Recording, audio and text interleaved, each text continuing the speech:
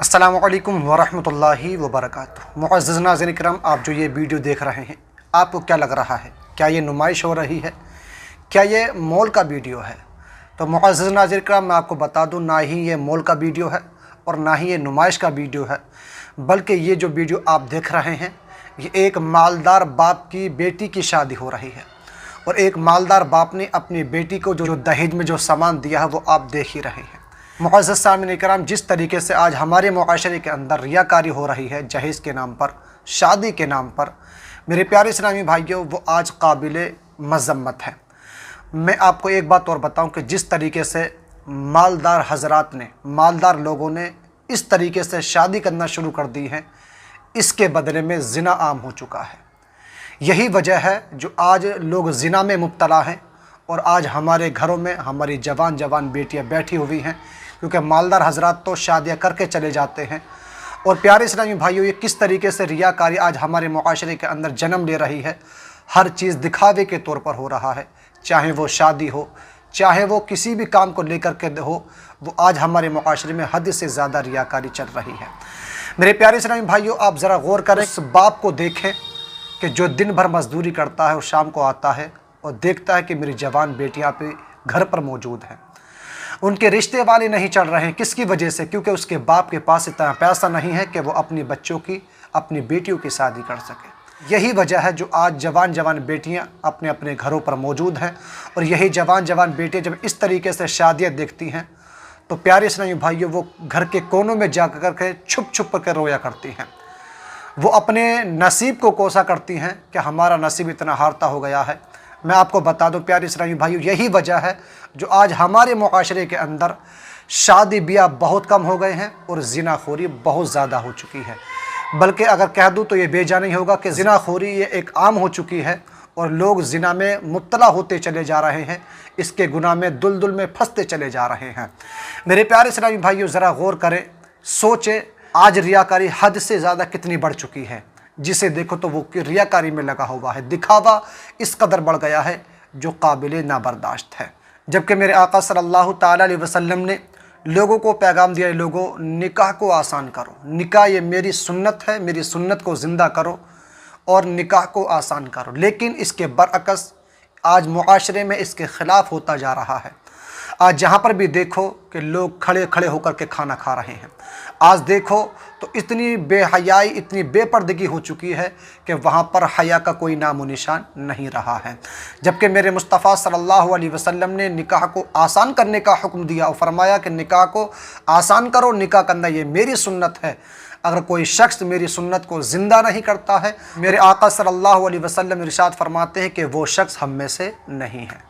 तो प्यारे इस्लामी भाइयों, निकाह को तो आसान करने का हुक्म दिया गया है, लेकिन आज कौम के जो बड़े बड़े लीडर हैं, कौम के जो बड़े बड़े मालदार हैं, लोगों को पैसा दिखाते हैं कि हमारे पास में इतना पैसा, हम किसी से पीछे क्यों हटें। मेरे प्यारे इस्लामी भाइयों, अगर कोई शख्स गरीब है, अगर वो कर्ज़ा पानी लेकर के अगर शादी कर भी दे अपनी बेटियों की, वो पूरी ज़िंदगी कर्ज़ा निपटाने में उसकी ज़िंदगी गुजर जाएगी, उसका कर्ज़ा नहीं निपटेगा। मालदार को क्या है, मालदार के लिए पैसा यहाँ से आया और वहाँ जा कर के चला गया। जबकि प्यारे इस्लामी भाइयों, फजूल खर्ची ये बहुत बड़ा गुनाह है। फजूल खर्ची से आप बचें। अल्लाह तबारक व तआला की बारगाह में 5 सवाल किए जाएंगे। जब तक बंदा अल्लाह तबारक व तआला की बारगाह से हट ही नहीं सकता, जब तक कि अल्लाह तबारक व तआला 5 सवाल के जवाब नहीं पूछ लेगा। उसमें से एक सवाल ये भी होगा कि तूने कितना कमाया, कैसे कमाया और कहाँ पर जाकर के तूने खर्च किया। ये फजूल खर्ची जो आज हमारे मुआशरे में चल रही है, ये काबिल मज़म्मत है। मेरे प्यारे इस्लामी भाइयों, इसलिए फ़जूल खर्ची से आप बिल्कुल महफूज तरीके से रहिए। फ़जूल खर्ची करने की कोई भी ज़रूरत नहीं है, लेकिन कहते नहीं हैं कि लोग दिखावा इस तरीके से करते हैं कि बस ये समझते हैं कि बस हमारे पास पैसा आ गया है तो हम दूसरे को दिखा दिखा करके उसकी मज़म्मत बनाते हैं, उसकी हंसी उड़ाते हैं और इस तरीके से पैसों की नुमाइश करते हैं।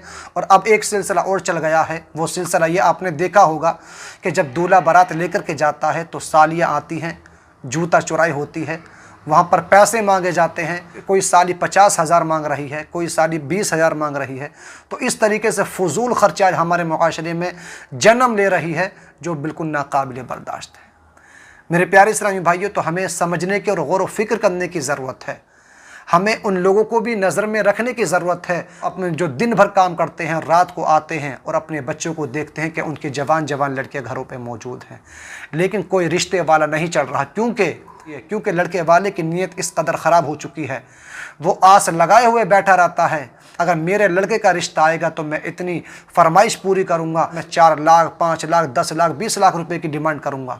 پیارے اسلامی بھائیو، ذرا غور کریں کہ جس لڑکی کے باپ نے چند پیسے بچا کر کے 2 ڈھائی 3 لاکھ روپے اکٹھا کیے ہوں شادی کے لیے، تو وہ آپ کی کیسے ڈیمانڈیں پوری کر سکتا ہے؟ اگر وہ قرضہ لے کر کے اگر کر بھی دے تو پیارے اسلامی بھائیو، قوم کے لوگ اس کو جینے بھی نہیں دیتے اور اسی غم میں وہ دنیا سے رخصت ہو جاتا ہے، پوری زندگی وہ اس کے بچے قرضہ نپٹانے میں لگے رہتے ہیں۔